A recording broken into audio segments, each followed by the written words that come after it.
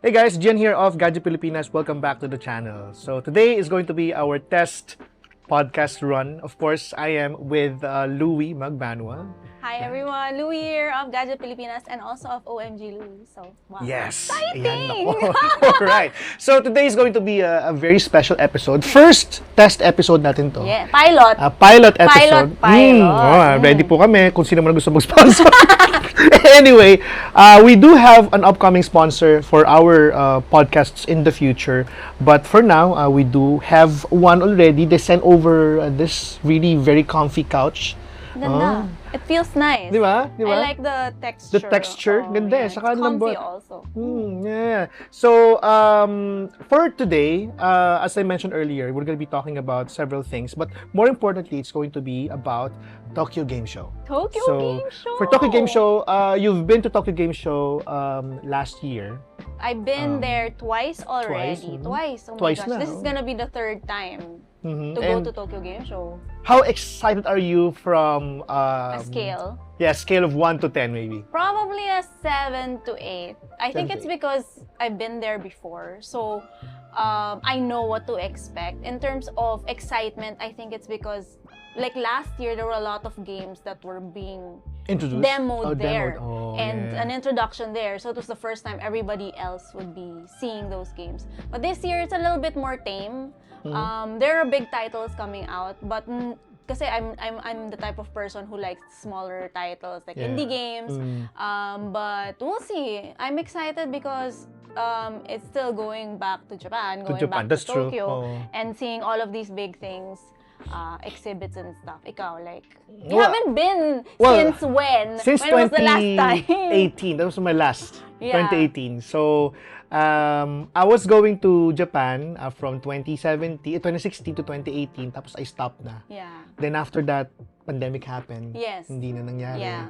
And then we off-shot our gaming segment from our website, Gadget Pilipinas, to One More Game. So back then, si Chris kasi was writing for us at Gadget Pilipinas, and then we thought na, hey, what if we come up with a separate website for video games, which we did, no? Yeah. And ngayon, this is, of course, kumbaga, it's a feather on our hat because so far, malaki-laki na ang One More Game. Yeah. And hopefully, no, mas lumaki pa in the future. Yeah, so go check them out, guys. One More Game. So excited ako to go back to Japan. I was in Japan last April, no? But in Fukuoka, but this time going back to Tokyo. Yeah. And I'm just really so excited with what's gonna happen. Things are lined up for me already. What to do. I'll be talking about it in a little bit, no? And hopefully you get to experience also hopefully soon, Through maybe us. through us, no? Yes, And then maybe they attend if they Yeah. want to, especially if you have get passion. encouraged and Passion for inspired gaming. to see. It's one of the biggest gaming events in Southeast Asia. Well, in Asia. Asia, It's you see a lot of the big developers and publishing companies who are based there, and then a lot of global ones also go and join and demo their new titles. So it's easier for us to go there as compared to going to the States or Europe for Gamescom, or Summer Game Fest, ganyan. So it's easier for us. So hopefully you guys get the chance to go because it's an interesting, overwhelming, but very, very fun experience. I don't know, gamers, like, I feel like you really should try to go if you can. Totoo yun. And as I've mentioned earlier, this is more of like a test run for us. At kung narinig ninyo, may nagtatrabaho sa labas. We Hot topic yan. kind of expected it that way. So, narinig ninyo, by the way, we are using a DJI Mic 3 right I now. know. So, it's concealed very nicely. Oh my gosh. No, I kind of like it because it comes in very, very small. We're not in any way endorsing, no? Pero I'm a big fan of the DJI Mic 2. That one's a little bit bigger. So kapag ka suit mo siya, medyo lumulundo ng konti yung ano mo, Because yung that's the one that I t-shirt use. mo. It's the one that comes with the DJI Osmo Pocket 3. Yes, right? exactly. The creator Kasama nga combo. pala siya, no? May Yeah, kasama. so when I make content, that's what I use also. So you'll see, kasi syempre, like, my shirts are thinner, di ba? I'm like a girl. Yeah. So yung difference niya is that makikita mo talaga, like, it'll tag your shirt, di ba? your shirt, ganyan. So, Oh. this one, hindi naman. May tsaka ano pa yan? compact niya. It very has like a compact. little, ano yung Wind guard, break, parang ganun. parang Wind guard. ganun. buntot ng rabbit. Rabbit. I know this is not yet set on noise cancellation, so you may be hearing that. But we do have a review of the DJI Mic 3, which we will be publishing on gadgetpilipinas.net. But we already published our news and feature on about it. So if you want to know more about the DJI Mic 3, go and check it out. Yeah. So, yun. Right, so back to Tokyo Game Show. You're excited. I'm excited. Everybody's excited. Yes. This is going to be the first year in many years na maraming pupunta from our media outfit. Yes. Okay, so of course from Gadget Pilipinas and also One More Game, of course also from Gian and Luie as our partner website. Yeah. Conman, who is collaborating with us also. Yes, no, and Daddy Player, the Daddy Player 1. We will also be collaborating with them, and I'm actually very excited because these are actually really big people in the industry. I would say big, lalo na Conmen, diba? Yeah. Conmen, we have Gino, Killiamore, Jaco, and also Vince. Yes. Vince Velasco. How excited are you when you heard about the lineup of people who will be going there? Parang dami natin. Ako, ikaw, Chris, Grant, John, the Conmen people, Gino. Oh my God, more than 10. Even like... And then also, we have other friends in the industry. From media outlets, other media outlets here also. From Jam Online pupunta, dalawa, no? JB and also Kaleto. And then, 10 na yun agad. And more than 10 na. And then, Ungeek will also be there. Yes, Ungeek and Versus. And Versus will also be there. Yeah. Oh my God, it's gonna be a party. I can imagine. Oh no, I can imagine. I can imagine. Like, guys, wait out. I feel like you will see a lot of memes. I feel like you guys are gonna see a lot of memes. So, enjoyin nyo. I like that.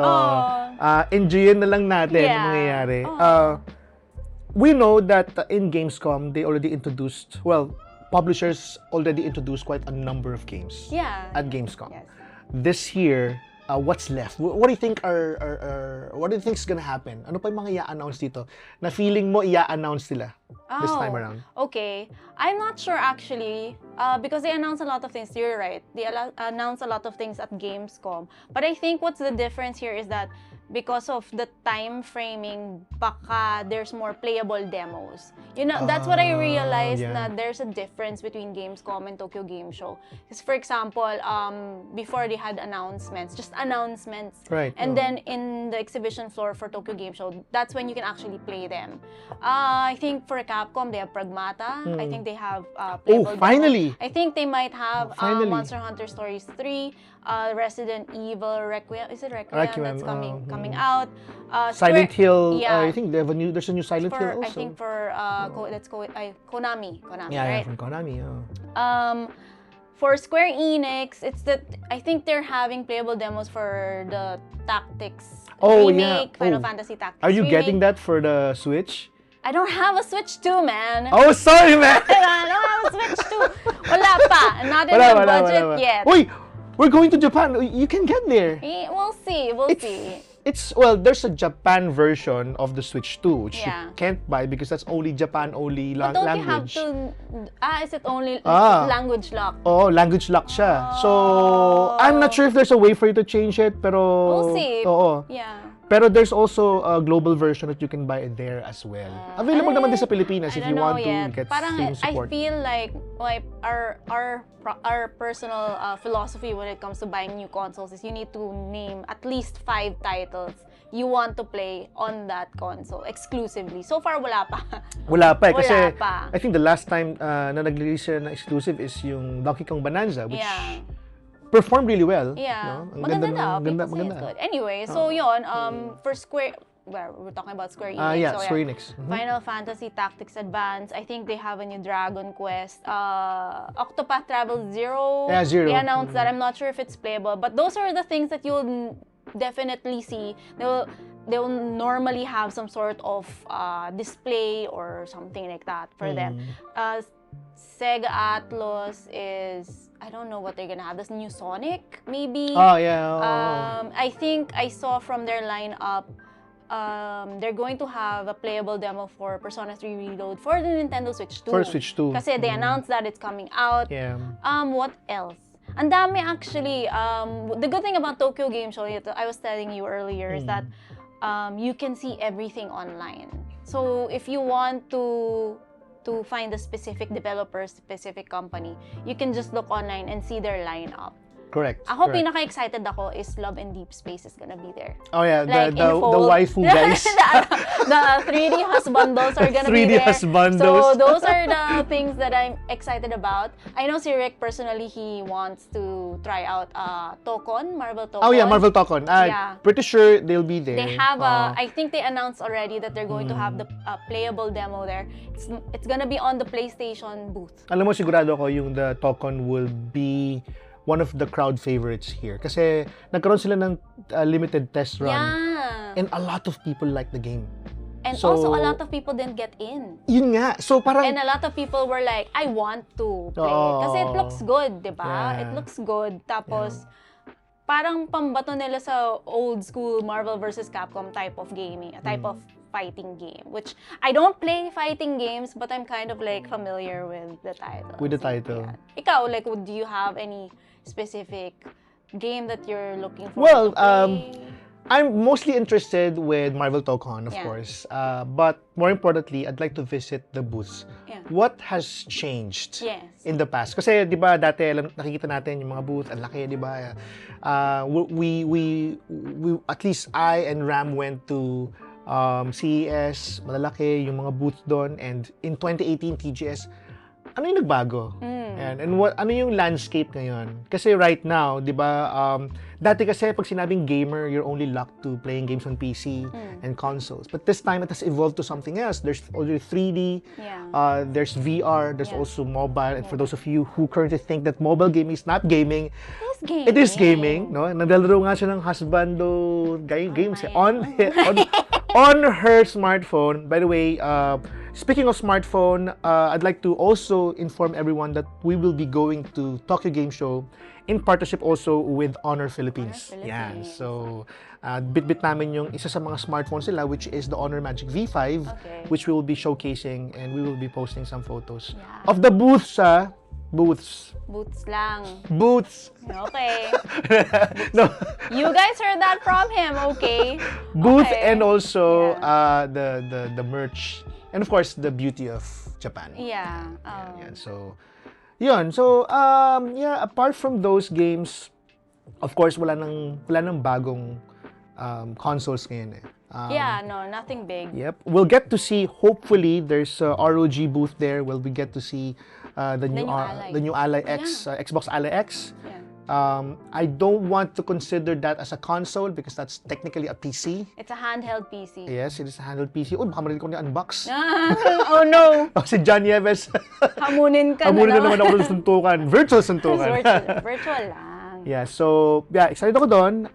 And hopefully also some other brands like GPD, 1X player would also be there. These are other players in the industry when it comes to handheld gaming. Yeah. Kasi handheld gaming is, as I mentioned in my articles at gadgetpilipinas.net, for me, it's the way of the future in gaming. PlayStation might come out with the new PSP very soon. Nag-leak yung mga information about it. Yep, so it's coming. So, yan. Are you sure? Yeah. So, along with the PlayStation 6. So, Oh my gosh. I'm excited. 2027 pa siguro itong mga to. Oh my No? Or maybe end of 2026 ang announcement. Pero nag-leak yun. I'm not sure if it's gonna happen really very, very quickly. My God, fact and check. announced. No? Fact check tayo. Pero naglabasan na yung mga architecture and all. But, take it with a grain of salt. I don't know what's gonna happen. Yeah. Yeah. Yun. I'm a firm believer then of handheld gaming kasi ever since I've always had handhelds. Like, I had a 3DS. Then I had a PlayStation 4, PSP din. PSP, yeah. And Steam Deck, ganyan. So, I mean, I still play on my PC and I still play on my laptop. But there's something nice about having a portable gaming system. Yeah, right? especially now with the games that are releasing. Yeah. Hindi naman siya sobrang demanding yung mga games na lumalabas recently eh. So, right now I play Story of Seasons. Grand Bazaar. Grand Bazaar. Yeah. You know that I think I still have my cartridge, my 3DS cartridge. Oh, the first one? Yeah, of Story of Seasons Grand Bazaar. Because I'm a big Story of Seasons fan. I have a collection of like the new remakes na ginawa nilang limited editions. Kasi fan talaga ako ever since. I super love the grind Kasi parang just for you to know, guys, so Grand Bazaar, you're given like a Saturday. It's a time for you to put up your stall. Parang tsatangge. Na ibibenta mo yung lahat ng mga inani mo in the past 6 days. Yeah. So it's such a fun concept of a game. You ring the bell. Yeah, you ring the bell. People will come over. You improve your store. Yeah. Diba? Is there like a negotiation phase now na parang, or they just pay money? Or They just pay money. Okay. Pero this time kasi, I don't know if meron siya noon sa 3DS Alam ko version. wala Meron kasing mga parang, yung mga characters no, na every time you sell, parang there's this parang meter? Parang may meter na when you reach certain fairies in the meter, you can activate. Di ba sa mga fighting games na you... Parang special. Parang special. When you do that special, mangyayari would be, parang merong stream of sale na mangyayari. People will just buy whatever's I get left. It. It's like special mode. Parang special mode. So parang sabi ko, wow! Sabi ko, ang dami ko kita. It's fun. Minsan I earn about 20,000 to 30,000. Ang saya, ang saya. You know what? The sad part for me is because I do have a copy of that game, but it's for the Switch too. All the more reason. So I feel like I need to buy it on Steam. Just to double dip. I mean, for me, it's a collector's piece. So I mean, I have it. I haven't played it. The game is not too expensive, anyways. Okay, that's so, like going back to Tokyo Game Show. Kasi yun ang gripe ko. I don't see anything from like Exceed or Marvelous in Tokyo Game Show. Yun pa naman yung hilig ko. So I was like, where are all the cozy games and all the... You know, kasi, when it comes to cozy games, I don't know, I love cozy games. Yeah. Sabi sila, pag kasi sabing cozy games, pambabae lang yun. But no, sometimes you want to wind down, di ba? Yeah. They don't need much fanfare because there's already a cult following. I think so, yeah. Pero it would also help them kumbaga promote their products kung nandun sila sa mga conventions. But sometimes sa conventions like this, it's not cheap also to participate. I think I'm just a little miffed because they participated in a lot of like PAX East. I think they were there. So I was like, but Tokyo Game Show, guys. I think maybe because it's already been released and they don't have any new announcements yet. But yeah, I mean, I think that's one of the things I want to look for in on the floor. See if I can find interesting indie titles because there's going to be a section in Tokyo Game Show that's all indies. So I think that's interesting because right now I haven't seen a lot of those little, yung mga cutesy but also medyo nice games that, because before they had a demo for Neva, like the people who made Gris made Neva. They never had a oh no. They never had a demo. No, but they did. Oh, they did. Never say never. Okay, very good.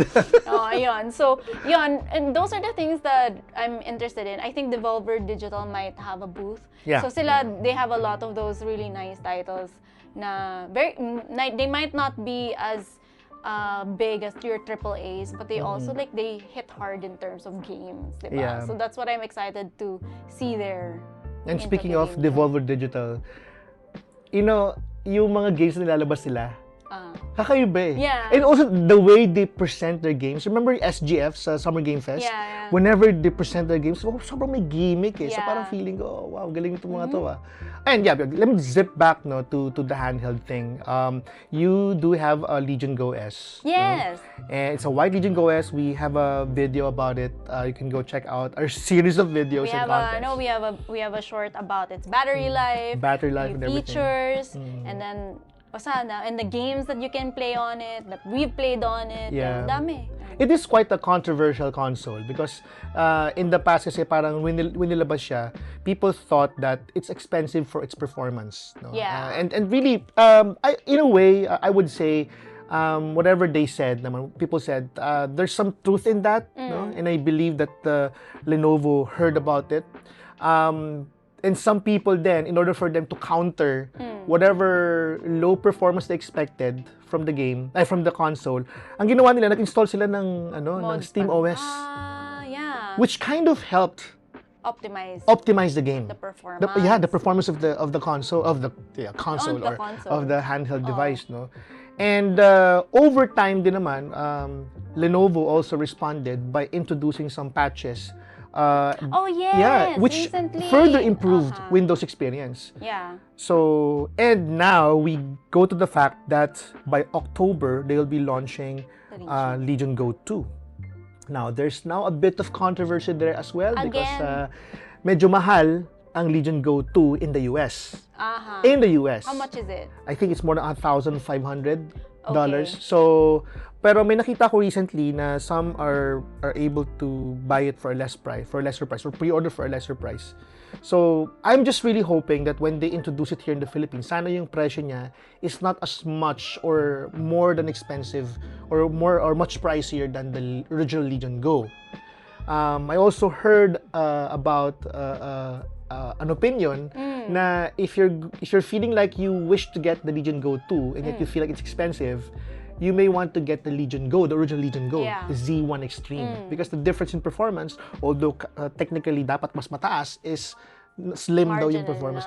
We don't have a way of really knowing kami at Gadget Pilipinas because we haven't really tested anything yet. Not tested, pero have you seen the unit personally? I've seen one at CES, but that's only a prototype. Okay. Pero at Gamescom kasi, I was not at Gamescom. They had the retail. The actual So, lots of new upcoming handheld devices are coming. You have the Go 2, you have the MSI A8, which is really a very nice performing device as well. Oh my gosh. And of course, the Xbox Ally X. Yeah, so what about the Steam Deck, guys? What's happening there? I don't know. But I mean, how many years later, I'm still in love with my Steam Deck, right? Same, so I still have my Steam Deck. So it's like, I don't know. you think of selling your Steam Deck? No, or? not yet. Maybe in the future because I want the white version. It's just the aesthetics. The appeal of Steam Deck kasi for me, I don't think it's gonna change because I love Linux. No? Yeah. I used Linux in the past. May mga distributions akong tinetest, and in fact, one of my editing PCs is running on Linux. Yeah. But I did that because I fell in love with Linux on Steam Deck. So, as an operating system. So the openness of it kind of really made me feel like, oh my God, parang gusto ko to. No? Sana and since it is a dedicated device for gaming, no? And gaming first and then desktop later. Yeah. No? Ang ganda nung inintroduce sila na yun, which kind of catapulted other people and brands, no, to do it, no? Kaya ka nagkaroon ng GPD na parang every naglalabas. You have Xbox Ally X, no? And that's sorry, but that's probably because of Steam Deck. No? So Pioneer, no? Yeah. Pioneer. Kaya I think yung what you said earlier is it warrants It's true. And I agree with you on that. Yeah. Okay. So yan, going back again to Tokyo Game Show. So, Luie, ano yung mga equipment na bit-bit mo sa Tokyo Game Show? Oh my gosh. Okay. Like in terms of tech, in terms of like gadgets, ako siguro, number one is my smartphone. Whatever you have, the best smartphone you can have is the one that you already have. Yes, the best camera. Applies the same way. Yeah. I do have a DJI Osmo Pocket 3 with a creator combo, so I do have a mic with me. I'm not gonna bring a separate camera anymore because what I realize is that sometimes your smartphone is already good enough in terms of capturing photos. And honestly, because sobrang daming tao, literally so many people, it's hard to be carrying so many things.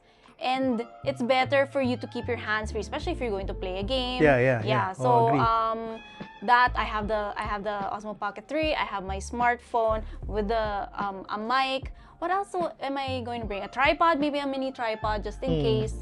And I think that's it in terms of gadgets. The good thing about technology nowadays is your smartphone can do eSIM.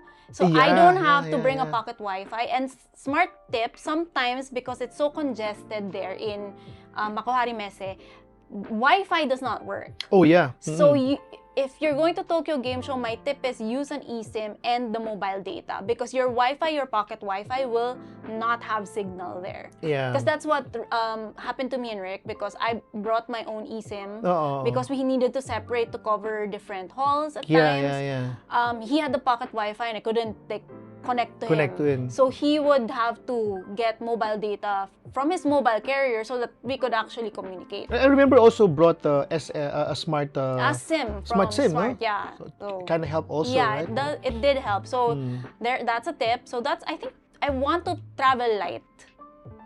That's my tip kasi parang if you're gonna be walking around a lot, you don't want to be carrying so many things. You don't want to be bogged down by so much equipment. Not unless you know specifically, this day, eto lang ang pupuntahan ko, and it's not gonna be far apart from each other.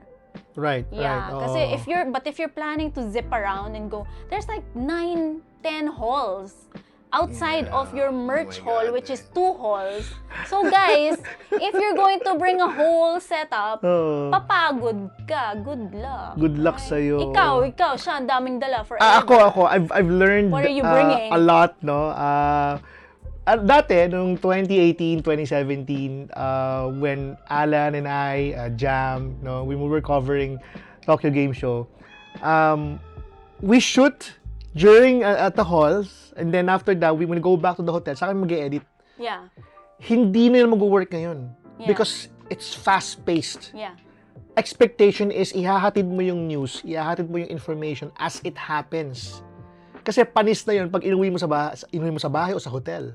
So, the call for content is faster. The requirement is faster now compared to before. Kasi iba talaga dati. No? Ngayon, yun eh. But to me, ang dadaling ko, I'll be bringing a Roller Pro. It's a roller na case, the suitcase, but it's can be used for carrying your stuff. No?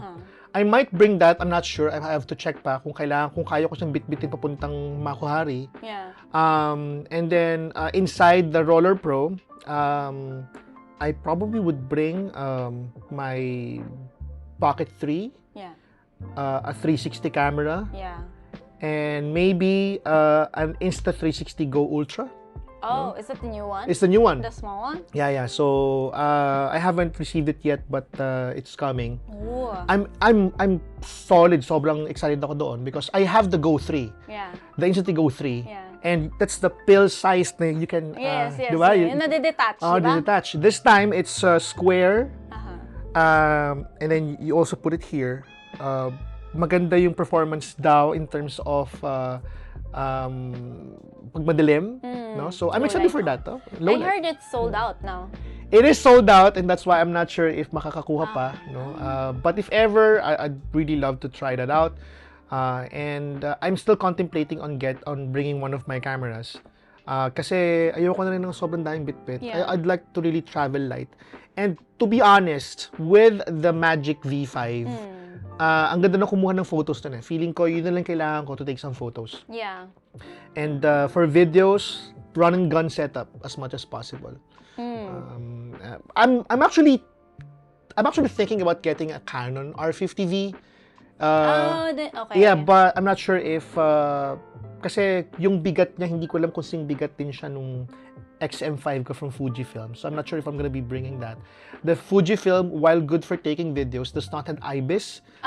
So that's gonna be hard. It's gonna be hard. Yeah. So, pero yun, no? Travel light, action cameras, the way to go. Plus DJI Mic 3, heaven for me. Abangan nyo guys, interviewin ko siya. Anong dala mo?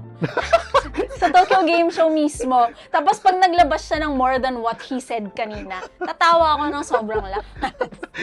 Travel light na pala. Also, don't forget, we're probably gonna be bringing laptops. So, yes. obviously, we were gonna need to bring laptops. It is very likely I will be bringing this. MacBook, Yeah. but I think that's it, no? Ang issue ko lang talaga kasi when bringing a MacBook and you're using an Android device is The transfer. the transfer. But there are already ways to do so. Third-party programs. Third-party I think, programs. And So, also, like, meron ng mga, like, yung mga portable SSDs that you can just via USB-C, transfer, and then ganon. Agree.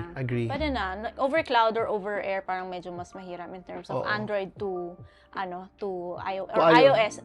Either way. Kasi ako, like, my smartphone is Apple system, and then naka-laptop ako na Windows. ROG ka, di ba? Yeah, I am using an ROG Zephyrus G14. It's so old. It's like 2020 version. Oh my God. Do you think you should? I think you should upgrade. It's the OG. Like, I have the one with the anime Matrix. Yeah. Ngayon kasi yung anime Matrix medyo konti na lang eh. Hindi nga siya anime Matrix. Ano na siya? It's a strip. Mate strip. Anime strip. Anime strip. Wow.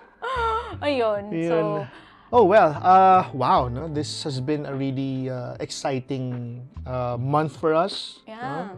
September. Well, any message to those people that we will be with and those people who wish to attend Tokyo Game Show? Anything that you want to tell them before we end? Wait lang. May tanong lang ako. Oh yeah, sige. Kasi, distract ka na.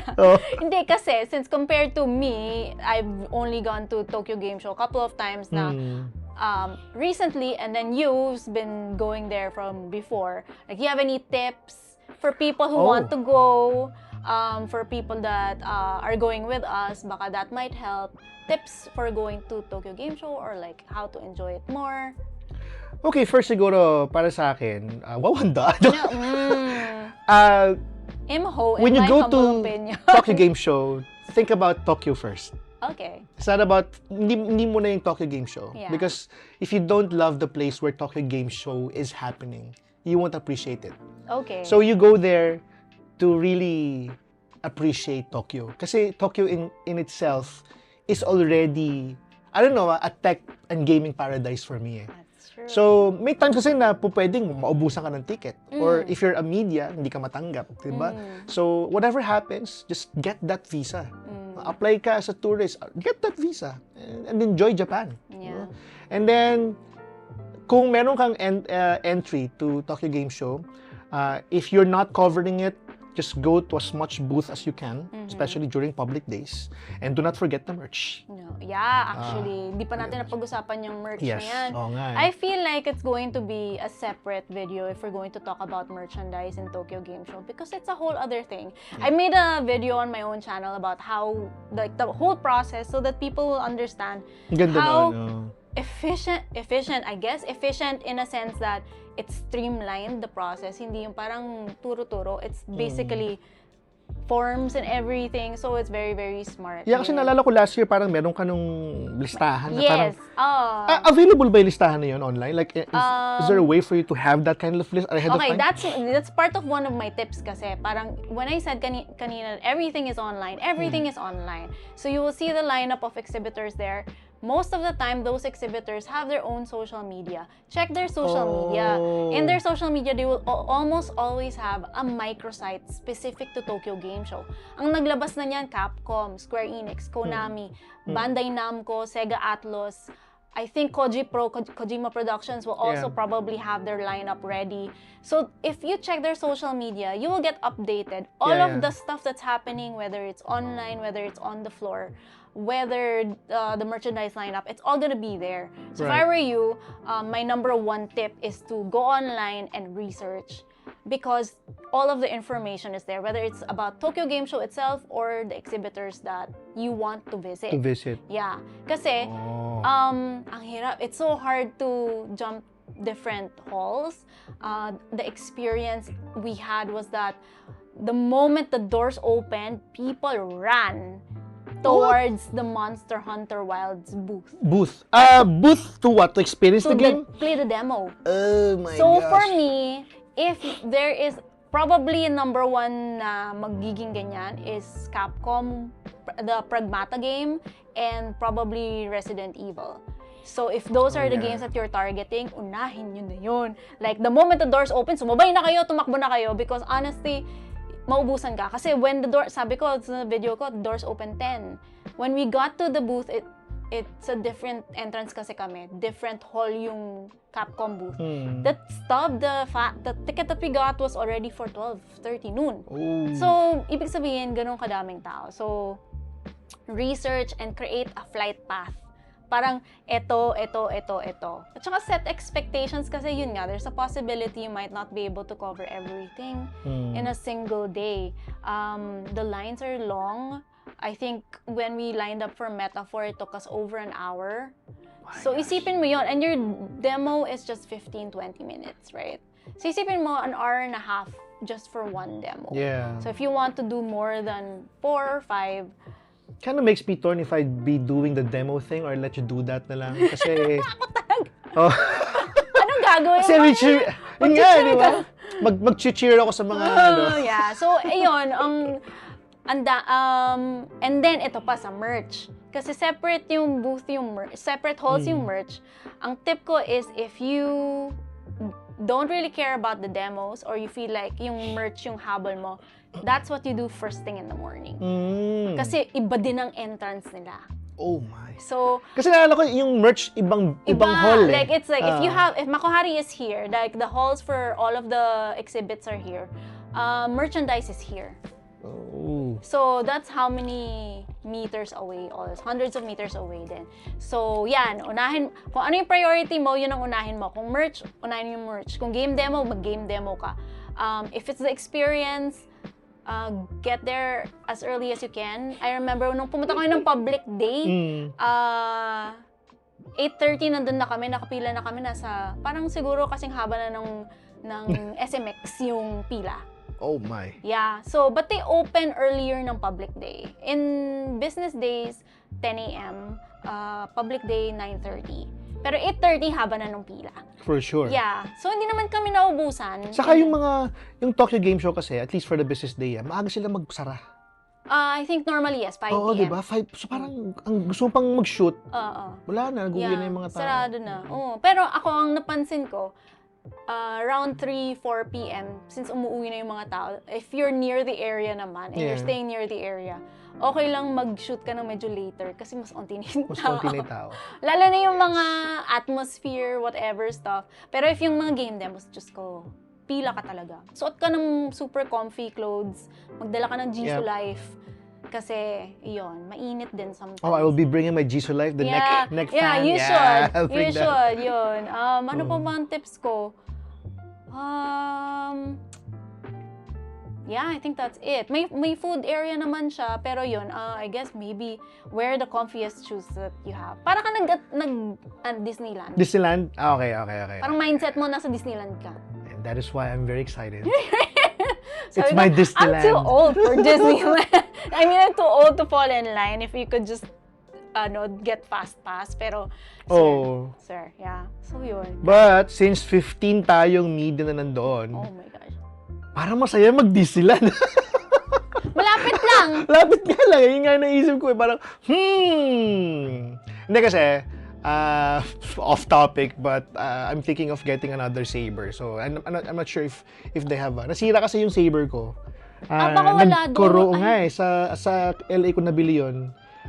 Nag-corrode yung baterya na area. So parang, should I buy a new one? Or magsi-saber source na lang ako. Punta ka na lang sa LA tapos sa Disney doon. Di ba pwede ka gumawa ng sarili mo? That's what I did when I was in LA. Walang ganun doon sa Disney, sa Tokyo. So, wala silang experience na ganun.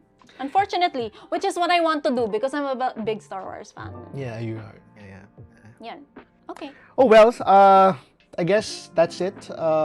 It's been a fun discussion for us, for our maiden pilot test pilot episode of this one. We don't even have a name yet, but we do have already lined up yung mga gusto namin gawin. At least for us here at Gadget Pilipinas. Of course, we'll still do our contents. As you may have seen, we decreased a bit on our full videos, but increased our reels. Yeah. Ganun yung ginawa. Kasi because we saw the not demand, but kumbaga a clamor for that, at least, in the content. Bite-sized, But we still do long-form contents. In fact, I published a few videos recently. I bought a new bag from Alpaca. I have a video about that. You can go and check it out. Anniversary, 9th anniversary. I love it. They do have some patches. One of the patches is actually from Quicks. Oh, Quicks nice. design the Quicks. So yeah, I'm quite happy with that. We still have also a few more contents about Galaxy AI, Apple Intelligence, yung mga topics na ganun. But yeah, that's it, no?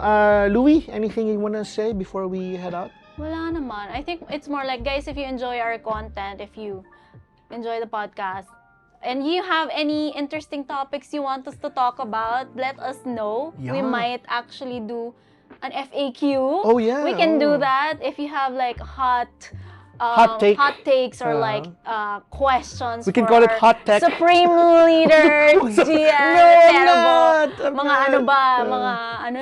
Ano ba talaga ang mga dapat. Kika Miniature.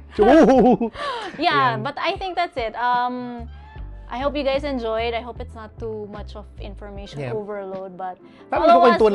Follow us. And while you're listening this, habang patulog ka, no, gawin nyo lang yun. Just what you do. I feel like hindi soothing ang boses na. Ewan ko. Sabi ng asawa ko, soothing daw eh. At least for me. But yeah, that's it, guys. Thank you so much, for staying with us. If you're listening to us through podcast, through Spotify or Apple or maybe YouTube, we'd love it if you would hit that follow button and subscribe button. And thank you so much for watching and listening. And we'll see you in the next one. Bye. Bye.